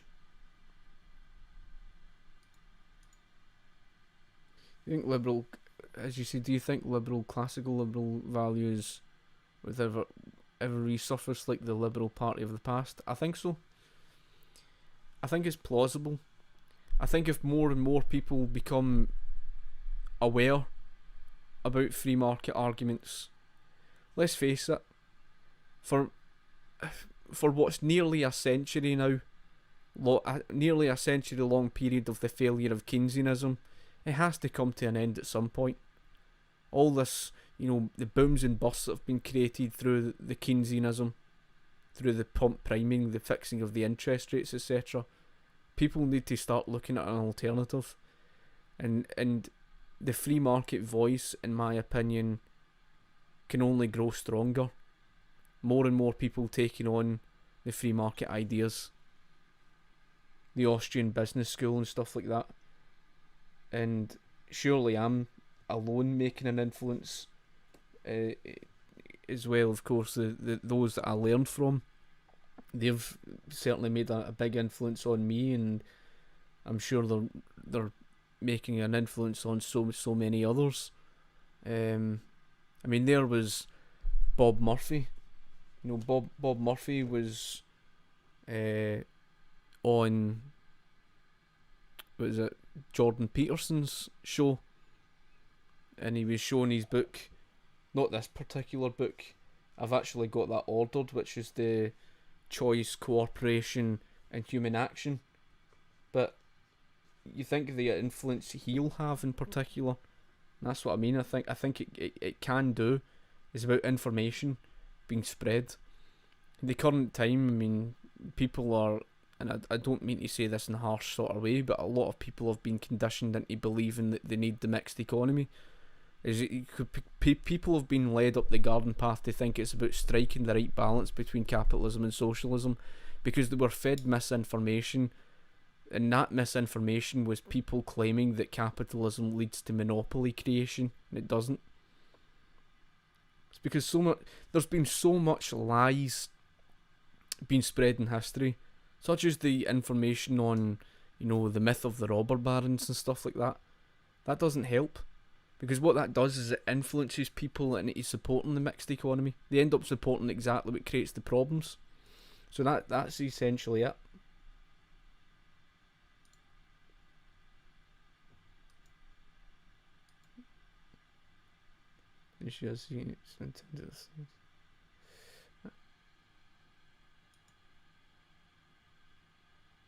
It was thanks to, was it Turd Flinging Monkey? It was thanks to him that, recommended a good number of, people to my channel. I'm always grateful for that. Of course, I don't know if he's back on YouTube or that. It's bloody ridiculous what happened to his channel.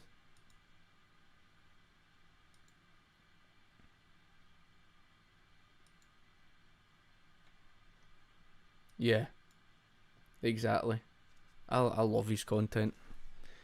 When he speaks about certain stuff, because he does, like, he understands what he's talking about on many things, and I found him interesting on particular things. Again, that's why I'm always cautious about my own channel, because I know that they could end up deleting my channel. But my videos automatically get backed up, and they automatically get uploaded onto Odyssey or Library, whatever you want to call it. The client on Library basically is Odyssey. They automatically get put there, so that's a positive at least. But yeah. So anyway, folk, I think I've covered quite a fair bit, to be honest with you, and I think I've just more or less covered more than enough. Anyway, and I've gone through a good number of comments, so I just wanted to cover obviously on the thing, because I've seen a lot of people sharing, and they're wondering why there's a shortage. Well, it's just like I said, just like similar to that of the housing shortage crisis in the Second World War. There wasn't a shortage before then, there wasn't a shortage afterwards. The price ceiling created that problem. But in this particular circumstance, I think there would have been a shortage beforehand. but they've only escalated the problem, in my opinion, through a price ceiling or price ceilings. And yeah, these companies are all going to go bust, and that's what should happen. But a free market should open up to allow free market competition in that area. But corporatism is very restrictive in that respect. So yeah, that pretty much covers, just about everything on that matter. It's just, that's covered it enough.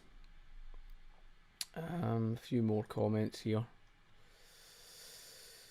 As you say, Scotty, we all know about the infamous socialist famines. However, how do you feel discussing the Irish potato famine? What do you think the Whig indifference and laissez-faire attitude towards it? That's an interesting question, and I've touched upon briefly before in the past that a problem in Britain, again because rife with mercantilism and that, you could say that Britain certainly had its influence on that problem. Problem number one was the British Corn Law. And if I remember right, in reading in it being imposed in Ireland in 1801, the British Corn Law created a problem. I think it created a surplus problem in Ireland. So that's a first issue. A second issue would be to do with the enclosure, and something to do with absentee landlords. There was something mentioned about absentee landlords and restriction in Ireland. So there was, Ireland was facing a problem where it was not as industrialised like Great Britain was. Because I can vaguely remember, and maybe it's something I can cover over again, but what I do recall, because you ask about how laissez-faire and what its attitude would be towards it. Well, because there was no free market, they tried to provide charitably for the Irish people. In fact, Turkey was sending across $10,000 worth. You've got to remember, in those days, that's worth an absolute bomb. $10,000 is equivalent to what we would consider probably like millions and probably billions or something. $10,000 in those days is an absolute bomb. A rich person in those days, $5,000 a year was considered a wage for the richer aristocrats. That was considered, wealth in those days. Whereas today, you get these billionaires and trillionaires and stuff like that. So even if $5,000 in those days was worth a lot of money, well, what do you think, a large sum of money is with like $10,000 being issued to Ireland in charity is going to be worth a lot of money. And that was offered by Turkey, but it was rejected. The British aristocracy were going to, keep pretty much most of it for themselves. And that's what you call interference in the absence of the market itself. If it's a free market, then the British people would have been able to provide for them. The reason why the British people could not provide for them as much as they would have liked to, they were overworked on things to do with roads, and they were taxed. They were heavily taxed because the income tax came around in 1843, and then you've seen, heavier tax rates, especially in 1847, eventually. So in order to try and alleviate the problem of what you're seeing, it required charitable operations and stuff like that. It required charity as such. And if Ireland itself was more free market, it would never have faced that problem to begin with. You know, this is the very reason why Britain alone has never really faced a famine since. Because before the Industrial Revolution, you had the centralisation of agriculture, the communal ownership, in other words, basically socialism. That caused the periodical famines. Now, I'm not saying the enclosure movement was perfect. Things could have been more capitalist, more free market. But the importance of private property rights plays a big role in preventing such things. That's why when you look forward in history to the 20th century, to the rise of the likes of the Soviet Union and North Korea and, you know, the likes of, you know, China, when they took on centralisation of agriculture, whether it was the Soviet Union of 1929 or China under the Great Leap Forward in the late 1950s to early 1960s, it led millions to their death due to starvation. Private property rights. The reason why communal ownership resulted in that, of course, was because there's no ability for the individual to work for the fruits of their own labour. This is why socialists are basically trying to redefine socialism. They're trying to redefine the entire meaning of communal ownership, because the real world of communal ownership proved anything but personal ownership of possessions. The real world of communal ownership was just a case of you work for the collective, everything to be produced is to be put in a communal pool, and you don't get the ability to work for the fruits of your own labour. That's why the tragedy of the commons occurred. And so there's, you know, those issues. That's why private property rights were so important. But like I say, you go forward, and Ireland wasn't really as industrialised like Britain was. There's part of the issue. It's quite unfortunate with what happened with Ireland in that time period. It's an unfortunate, sad thing, and if anything creates peace, if anything allows people to prosper, it's basically the free market.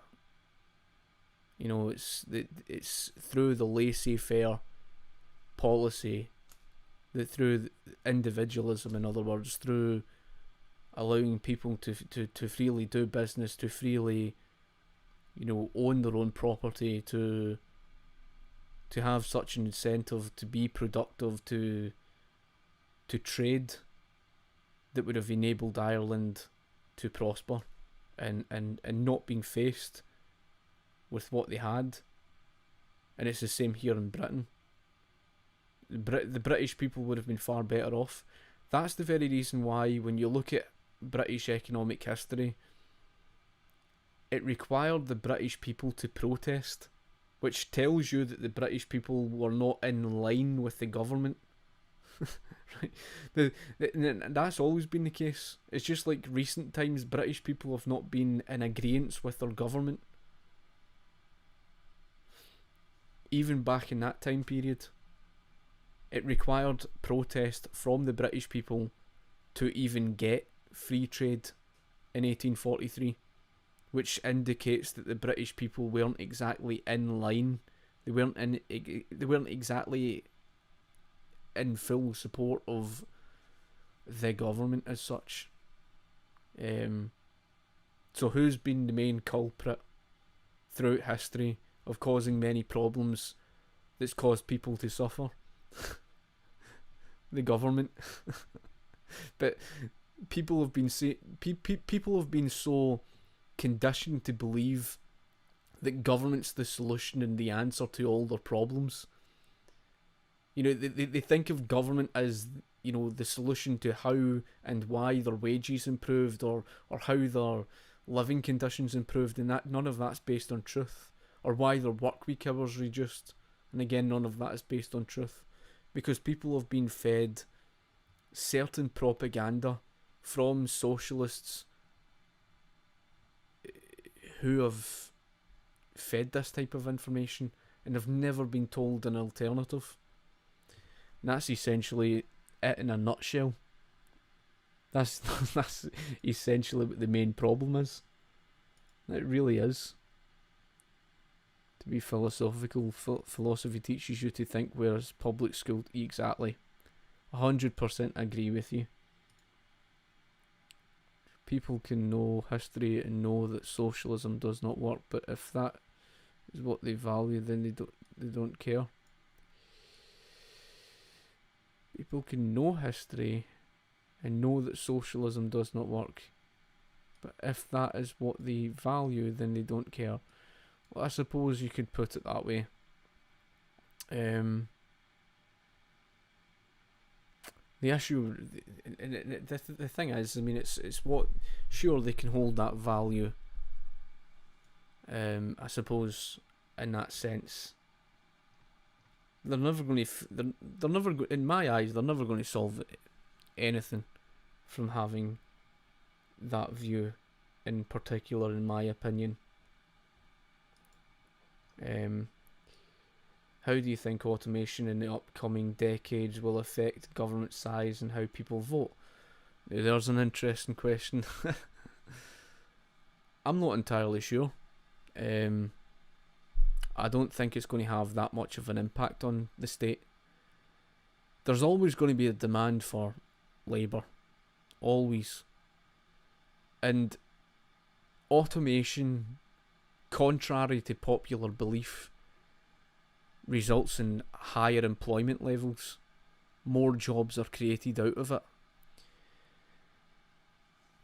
Is it, however, going to take away demands from governments?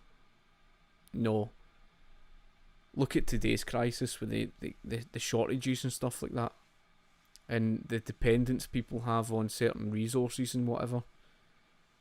It ends up calling for more government action. Governments end up interfering in the market and creating a problem.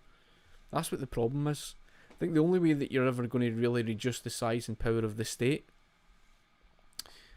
I believe, is educating people. But I do wonder though if such technology would. I do, question that. It'd be interesting to see other people's perspective on that. Perhaps people have got a strong argument for why such automation might, result in such a thing. Maybe if, transportation becomes more efficient as a result of that, who knows? But in order to become more innovative, again, you have to free up the market, in my opinion. Put it this way, we would be so much better off as a result of doing so. If they think that is the perceived interest, I suppose. Thank you. Can you do this every once in a while? Yeah, I do enjoy, obviously, putting out these live feeds and that from time to time. Hello, Ariel. And mass sterilizers.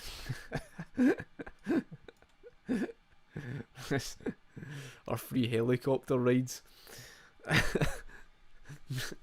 But yeah, I mean, it's one of these things that's a very difficult thing. I mean, I certainly have no, proper answer. I can't say my answer is accurate on it. How do you reduce the size and power of the state? Well, I suppose making people less dependent on it. I suppose technology could do that. But just look at how people look to call for more government action to solve their problems to do with soaring prices or something like that, and they end up harming business as a result of that. You see where I'm coming from? And every single time, I mean, look at for example in Scotland where they call for more action to be taken, whether it's on the issue to do with certain things people say. They end up taking away freedom of speech, and if it's not that, then it's a case that they start arguing with something else. Or for example, a good example would be transportation, where the costs were soaring, but that was the fault of government's interference. So what do? They argue and they say, well, here's why we need nationalisation. And it's just like it's a never-ending cycle in that respect.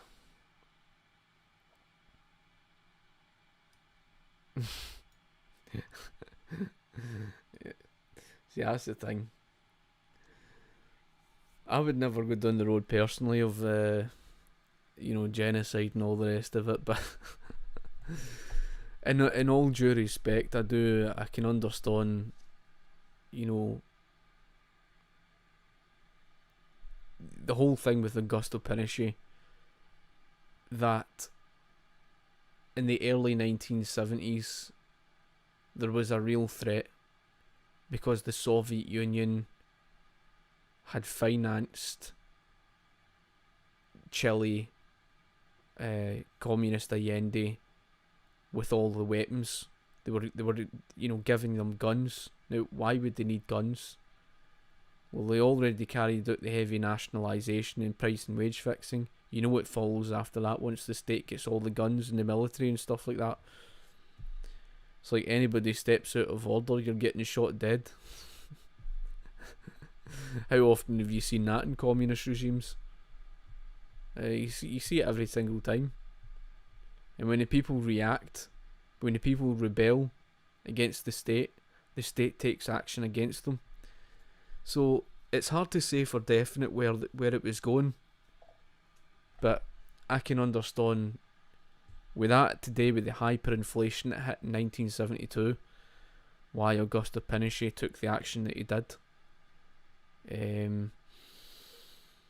It's controversial because of the fact that he killed 3,000 people or that. But I suppose some people have, and it's very seldom do you find a regime where there's authoritarianism to some extent, and the social aspect like you see of Singapore, and then you see a strong free market. I mean, that barely ever will you ever see that.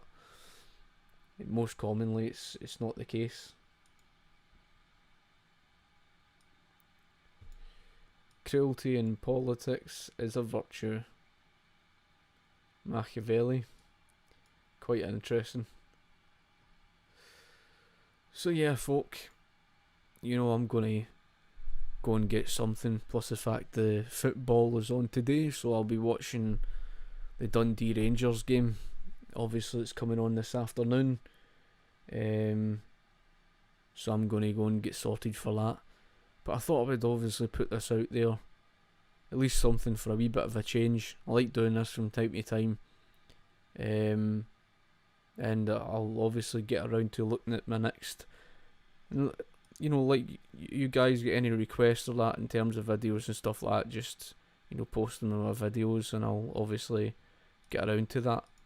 I've obviously got a number on the list here that I need to look through. I know I've got ones requested on Polydice and that, so I'll get around to recording something on that in particular. But yeah, like I say, I'm just working hard to try and grow the channel, and that's it. So I hope it's been educational or something, at least to some extent. Thank you for watching, and of course I shall talk to you later, guys. Righty, cheers.